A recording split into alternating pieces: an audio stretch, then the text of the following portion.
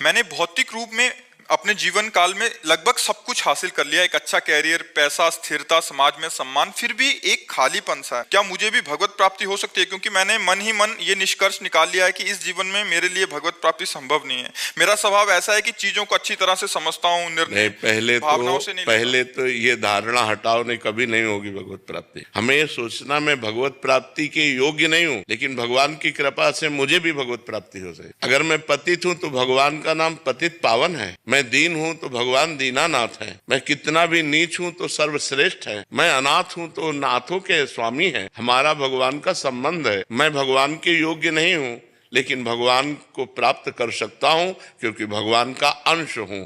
ममैवांशो जीवलोके जीव भूता सनातना। हम निश्चय करते हैं कि मुझे भगवत प्राप्ति होगी होगी होगी क्योंकि मैं भगवान का बच्चा हूं, मैं भगवान का अंश हूं। हाँ, मैं भगवत प्राप्ति योग्य नहीं हूं, भगवान की कृपा से होगी। मैं प्रयास करूंगा, नाम जप करूंगा, अच्छे आचरण करूंगा, दूसरों को सुख पहुंचाऊंगा और भगवान से रो रो के प्रार्थना करूंगा कि मेरे पापों को नाश करके मुझे भगवत प्राप्ति कराइए। तो क्यों नहीं हो जाए? कमजोर धारणा नहीं रखनी चाहिए। हर समय हमें पॉजिटिव भावों का पोषण करना चाहिए। निगेटिव भाव क्यों रखें? जब वो घोर वैश्यागामी पापी को भी मिल सकते हैं तो मुझे क्यों नहीं मिल सकते? पर हम मिलना चाहें। ऐसे ये कह रहे हैं कि मैं किसी भी चीज को लॉजिक से समझता हूँ, पिछले इतिहास से समझता हूँ, तो मतलब मेरे को थोड़ा सा क्या लॉजिक तुम्हें चाहिए? इससे बड़ा लॉजिक चाहिए? तुम भगवान के बच्चे हो कि नहीं हो? तो बाप से मिलने के लिए कौन सी हमको क्रेडिट की जरूरत है? कौन से हमें सद्गुणों की जरूरत है? हमारे बाप है, भगवान हमारे बाप हैं, भगवान सबके पिता हैं,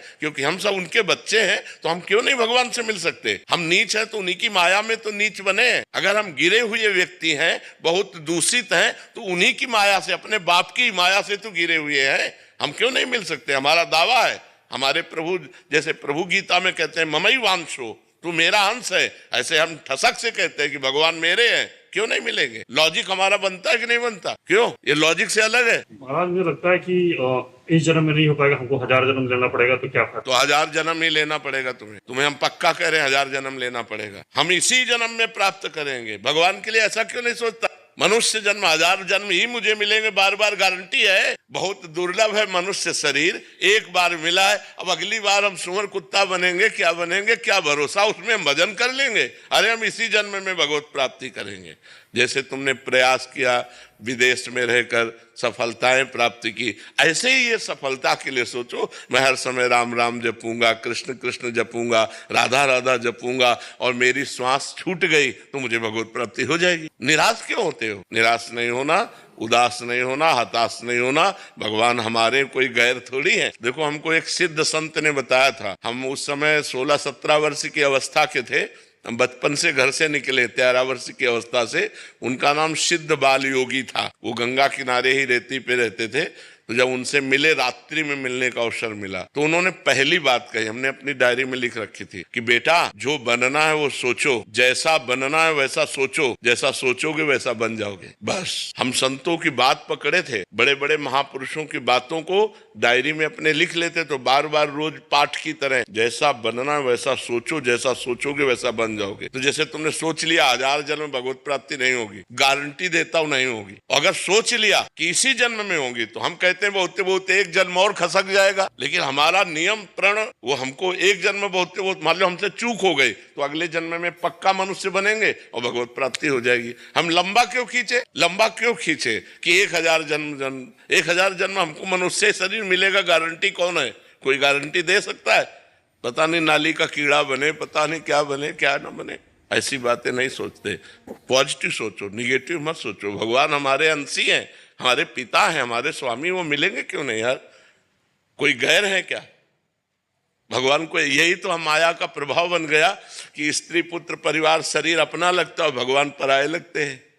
जबकि भगवान अपने हैं वास्तविक। हम अगर स्त्री से भी प्यार करते हैं तो भगवान से प्यार करते हैं, क्योंकि उसके अंदर भगवान है, इसलिए वो हमें प्यारी लगती है। और उसी स्त्री के शरीर से भगवान हट जाए, अंतर ध्यान हो जाए, तो हम वही प्यारा शरीर जिसको हम प्यार करते थे उसी को आग लगा देते हैं। तो हम कहीं ना कहीं भगवान का ही तो आदर करते हैं। तो हमें मानना चाहिए कि हमारे भगवान प्रीतम है।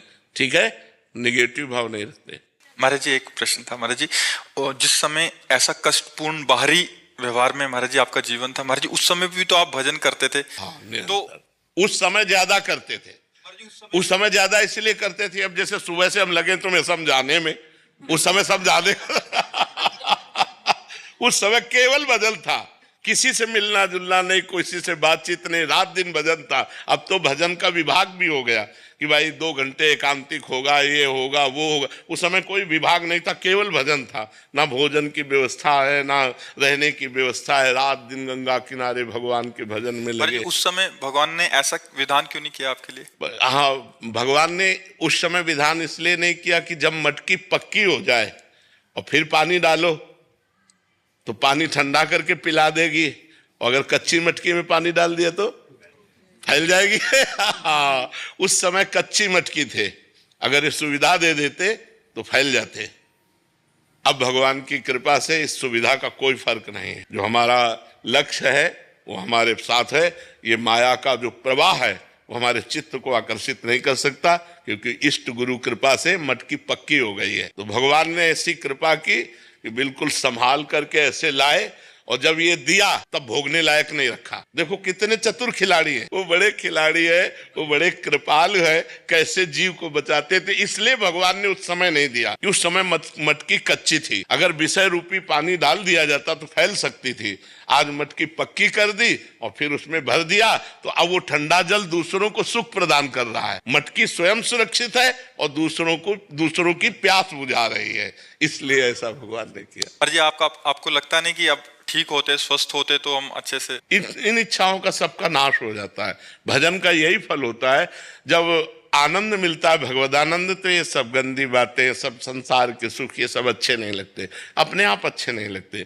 नहीं तो फिर भगवदानंद का मतलब क्या रहा? जैसे भुने हुए चने को कहीं भी बो दो, कभी अंकुरण नहीं हो सकता। ऐसे ऊसर बरसई तृण नहीं जामा, संत हृदय जिम उपज न कामा। वही संत है जिसके हृदय में कोई कामना न उपजे कि आज हम ये खाएं, आज ये देखें, आज ये भोगने, ये सब इच्छाएं नहीं रह गई। बस निरंतर भगवान जैसे चला रहे हैं, सत्कर्म होता रहे, कोई गलती ना हमसे होने पावे, भगवान का विस्मरण ना हो। बस यही एक कामना है कि कभी भगवान को भूलूं नहीं। बिसरी हो ना बिसारी हो, यही दान मोहि देव, श्री हरिवंश के लाडिले मोहि अपनी कर लियो। मैं आपको न भूलूं और प्रभु आप मुझे न भूले, मैं आपका दास हूं। इतनी बात है, और कोई इच्छा नहीं रह गई। महाराज जी जैसे आपने बोला कि कोई गलती ना हो, तो अभी भी थोड़ा भय रहता है कि हाँ, भय रहता है, अब भी भय रहता है। ये तो मरने तक रहेगा। एक वैश्या थी, तो एक संत भिक्षा मांग के निकलते थे, तो उसने मनोरंजन में कहा कि बाबा तुम्हारी दाढ़ी पवित्र कि मेरे बकरे की दाढ़ी पवित्र? वो कुछ नहीं बोले। 2 साल बाद जब उस मरण सैया पर लेटे हुए थे, बोले उस वैश्या को बुलाओ। बुलाया, कहा बेटा मेरी दाढ़ी अच्छी। तो बोले बाबा ये बात उस समय क्यों नहीं कही? बोले इसलिए नहीं कही कि कभी कुछ हो सकता है। आज मैं मरने जा रहा हूं, अब कुछ नहीं हो सकता, इसलिए दाढ़ी मेरी पवित्र है। तो देखो माया बड़ी बलवान है, बड़े बड़े ब्रह्म ऋषियों को भी आकर्षित कर लेती है। हम तो बहुत छोटे जीव हैं, इसलिए हम भगवान के सहारे हैं। भय यही रहता है कि भगवान को भूल ना जाऊं। अरे जी जब से आपके श्रीमुख से राधा नाम की महिमा सुनी है, निरंतर नाम जप करने का अभ्यास कर रहे हैं और सभी सत्कर्मों को प्रभु को समर्पित करना भी शुरू कर दिया है, तो आपकी कृपा से हृदय में आनंद की अनुभूति तो होने लगी है, परंतु गुरुदेव भगवान के प्रकट साक्षात्कार के लिए क्या निरंतर नाम जप ही करते रहें या गुरु मंत्र लें प्रभु के साक्षात्कार के लिए? अब जैसा आगे होना होगा भगवान आपको खुद प्रेरित कर देंगे। अभी आप जैसे चल रहे हैं वैसे चलते रहिए। भगवान को प्रेरित करना होगा ना, तो आपके अंदर विकलता हो जाएगी कि मुझे सद्गुरु मिले, मुझे मंत्र मिले, मुझे उपासना मिले।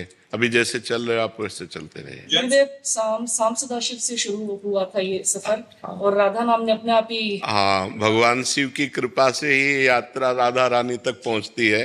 अपने जीवन की भी यात्रा शिव से ही प्रारंभ हुई और शिव में ही है, और वो राधा रानी में जो पूरा भाव आया वो शिव कृपा से ही आया। महाराज जी मेरे मन में स्वतः ही आपका चिंतन चलता रहता है, मैं मन से आपसे बात करता रहता हूँ, प्रश्न पूछता हूँ, आपको देखकर खुश होता हूँ, आपके विरह में रोता हूँ, जब हंसते हो तो बहुत अच्छा लगता है।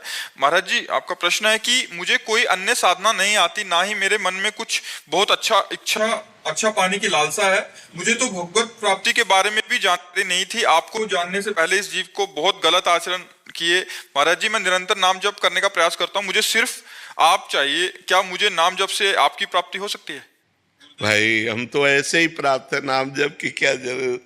नाम जप से तो हमारे आराध्य देव की प्राप्ति होगी। हम तो ऐसे ही आपके हित मित्र हैं, सबके मित्र हैं। चराचर जगत में हम सबके मित्र हैं, सबके सेवक हैं।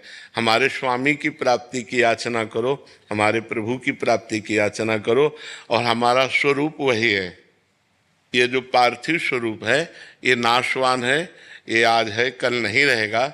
लेकिन जो हमारा स्वरूप है वो हमारे जो इष्ट का स्वरूप है, वही हमारा स्वरूप है।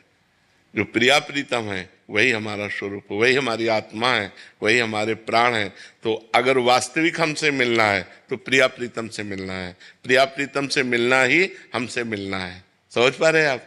इसलिए खूब नाम जप करो और प्रिया प्रीतम की प्राप्ति की चाह करो, तो वहीं हम सेवा में मिलेंगे आपको। ये शरीर तो आज है कल नहीं रहेगा, ये तो नाशवान शरीर है। महाराज जी, मैं राधा रानी का भी नाम लेता हूँ तो आपका स्मरण होता है। हाँ तो बढ़िया है। अगर संत का ध्यान या गुरु का ध्यान आवे तो शास्त्र सम्मत है। ध्यान मूलम गुरु मूर्ति, पूजा मूलम गुरु पदम, मंत्र मूलम गुरु वाक्यम, मोक्ष मूलम गुरु कृपा। इसमें कोई निषेधात्मक बात नहीं है, ये सकारात्मक बात है। आप इसे जरूर करते रहिए। महाराज जी, आपने बोला प्रिया प्रीतम से मिलना ही हमारा मिलना है, तो आपसे मिलना प्रिया प्रीतम से मिलने के लिए ही होगा। हमसे वही मिलेगा जो वास्तविक मिलना कहा जाता है। ऐसे बैठना और चले जाना बात अलग है। जैसे वो बच्चा कहता है हर समय आप हमारे ध्यान में रहते हो, तो हाँ मतलब यह मिलने का संकेत है कि विशुद्ध कृपा भगवान की है। अब मोहि भा भरोसा हनुमंता, बिनु हरि कृपा मिले नहीं संता। अगर संत चिंतन चल रहा है तो जो हमारे अंदर चल रहा है वही उसके अंदर चलने लगेगा, ऑटोमेटिक चलने लगेगा। क्योंकि हाँ, बिना साधन के, क्योंकि वो ध्यान कर रहा है ना हमारा, तो जो हमारे ध्यान का विषय उसके हृदय में आ जाएगा। ये बहुत बड़ी बात है।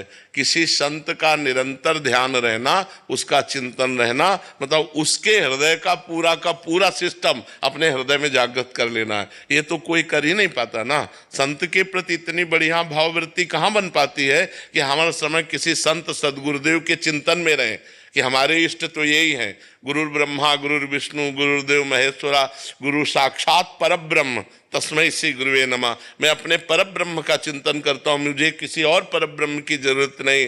ये जो दिखाई दे रहे हैं यही हमें प्राप्त हो जाए, तो उसको जो उनके अंदर चल रहा है वो उसके अंदर चलने लगेगा। गुरुदेव, निकुंज में भी आप हम इस तरह से नहीं मिल सकते। निकुंज का दूसरा स्वरूप है, हम पार्थिव परिचय वाले नहीं रहेंगे। महाराज जी, फिर वहां पर आप हमको कैसे और हम आपको कैसे? जब हमारे स्वरूप को प्राप्त हो जाओगे तो हम आप दो नहीं रहेंगे, एक हो जाएंगे। वहां दो का प्रवेश नहीं। प्रेम गली अति सांकरी तामे दो न समाये, दो का प्रवेश नहीं है, एक का प्रवेश है।